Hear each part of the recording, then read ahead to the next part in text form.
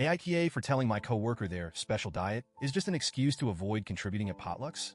I, 29F, work in a small, closed-knit office.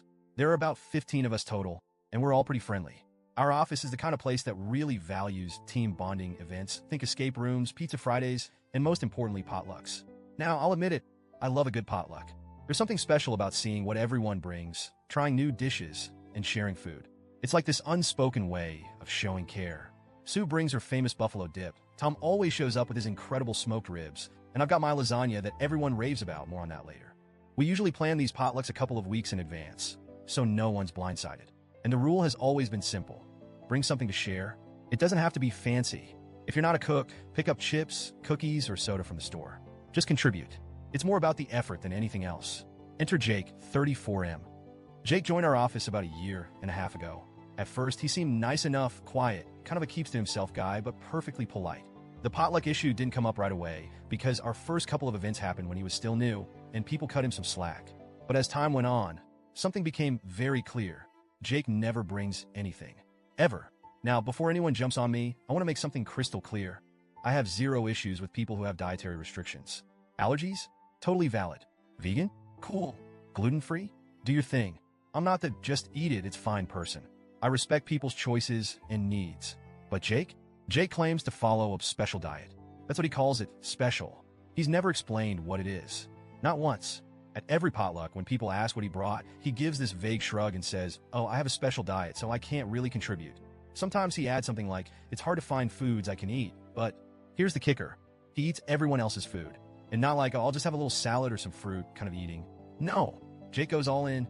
He'll pile his plate high with wings, casseroles, pasta, sandwiches, you name it. Foods that don't seem to fit into any obvious dietary restrictions. He'll even skip over the healthier options like veggie trays or fruit bowls and go straight for the most indulgent dishes. I started noticing this pattern pretty early on, and it bugged me. I tried to give him the benefit of the doubt at first. Maybe he's shy about his health? Maybe it's an anxiety thing?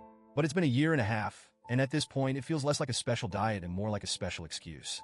Last week, we had our quarterly potluck, and I decided to go all out. I made my lasagna, both a classic meat version and a vegetarian one, because a couple of coworkers don't eat meat. I don't want to toot my own horn, but I perfected this recipe over years. It's one of those dishes that people ask for at every event. I stayed up late the night before prepping it, layering the noodles, sauce, and cheese, and I felt good about it. I even packed the trays in cute thermal bags to keep them warm. The day of the potluck, the break room was buzzing with energy. Sue brought her buffalo dip, Tom had his ribs, and someone else picked up a giant Costco cake. Everyone was chatting and complimenting each other's dishes as we set up the food table. Then in walks Jake, empty-handed. At this point, I knew it was coming, but I still felt that familiar irritation bubble up. Jake strolled over to the table, looked around, and said his classic line, "Oh wow, everything looks great. I'll see what fits my diet." I watched as he picked up a plate and went straight for my lasagna. Both trays. Now, I'm not exaggerating when I say he took a huge portion. Like the kind of portion that makes you wince because you know someone else isn't going to get a chance to try it. I stood there watching him, and something inside me just snapped. I said, "Jake, if you can eat all this food, your special diet doesn't seem like much of a restriction. It just seems like an excuse not to bring anything." The room went dead silent. You know that feeling when you realize you've just said the thing everyone was secretly thinking? Yeah, that. Jake froze mid-bite. His face turned red, and he mumbled, I didn't have time to cook." I shot back, "That's fine, but you could have picked up something simple. Chips? Soda? It's not about the cooking. It's about contributing." He didn't say anything after that. He just put his plate down, muttered, "I think I'm going to head out," and left the room. The break room was awkward after that. A couple of people whispered, but no one outright said anything for a while. I felt this weird mix of satisfaction and guilt. I said what I said, and I meant it, but I also didn't want to humiliate the guy. Later in the day, a couple of coworkers came up to me. One of them, Megan, said, "I think you were a little harsh. You could have pulled him aside instead of calling him out in front of everyone." Fair point. I probably could have handled it better. But then others, like Tom and Sue, quietly told me they were glad I said something. Apparently, I wasn't the only one who'd noticed Jake's freeloading. Tom even joked, "I've been wondering if his special diet was just free food only." Still, I couldn't shake the guilt. I didn't want to be the office bully. I wasn't trying to make Jake feel small. I just wanted him to realize how unfair it is for him to take advantage of everyone else's efforts. The thing is, Jake's excuse, "I didn't have time to cook," just doesn't sit right with me. These potlucks are planned weeks in advance. Everyone else, even the busiest people in the office, manages to bring something. Sue's got 3 kids and still whips up her buffalo dip. One guy picked up a 12-pack of soda on his way to work. It's not that hard, and I wouldn't even care if Jake showed up with something tiny like a bag of pretzels.